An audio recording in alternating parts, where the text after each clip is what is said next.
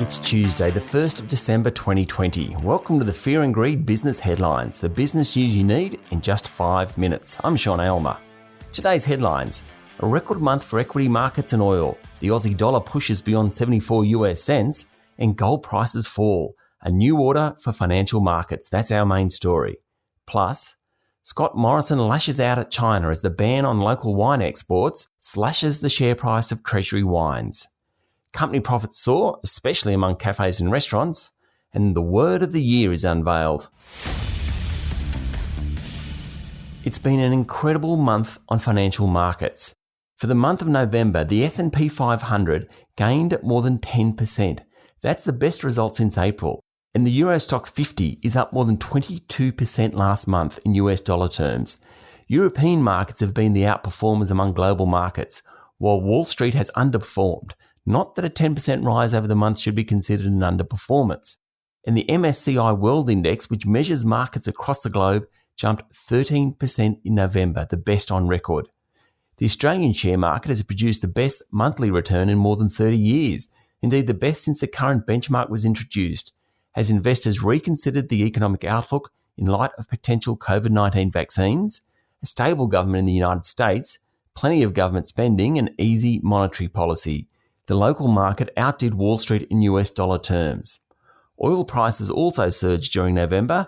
Both Brent crude and West Texas Intermediate prices rose more than 25%. That's the best month for oil since May. The Organisation of Petroleum Exporting Countries, otherwise known as OPEC, and Russia are holding talks this week about whether to cut production levels. If they do, that's likely to provide another fillip for oil prices. Given the surge in equities and commodities, it's not surprising that gold prices had a poor November. As investors looked towards riskier assets, the safe harbour of gold became decidedly out of fashion. The price of the precious metal over the month was down more than 5%, the biggest monthly dip in 4 years, though it's still up more than 15% this year. The Aussie dollar pushed above 74 US cents yesterday before falling back. Strong commodity prices, particularly iron ore and copper, robust economic data out of China, and positive sentiment about the global outlook has helped the local currency. And finally, Bitcoin hit a record high overnight, up 9% to just under 20,000 US dollars. The cryptocurrency is up 170% this year alone. All in all, it was a November to remember, a month in which global investors decided that there was an end to the pandemic and political uncertainty in the United States. In overseas news, Moderna will apply for US and European emergency authorization for its COVID-19 vaccine after full results from its late-stage study showed it was 94% effective with no serious safety concerns. It's the second vaccine, behind Pfizer's, to apply for authorization, and if the process goes smoothly, the first jabs could be given before Christmas. Industrial output in China, South Korea and India are all above pre-COVID levels, according to ComSec. New figures out of China yesterday showed both the factory floor and services sector improving. Locally, an irate Prime Minister Scott Morrison yesterday accused China of posting a repugnant and fake image of an Australian soldier slitting the throat of an Afghan boy. Mr. Morrison said it was deeply offensive to every Australian. Last night, China's Foreign Ministry refuted the comments, saying the Australian government should feel ashamed. What to say? The tweet was repugnant and inappropriate. Diplomacy between the two countries is non-existent. Political and commercial relations between the two countries are now intertwined. Yes, the Australian economy will lose out, but sometimes the price is worth it.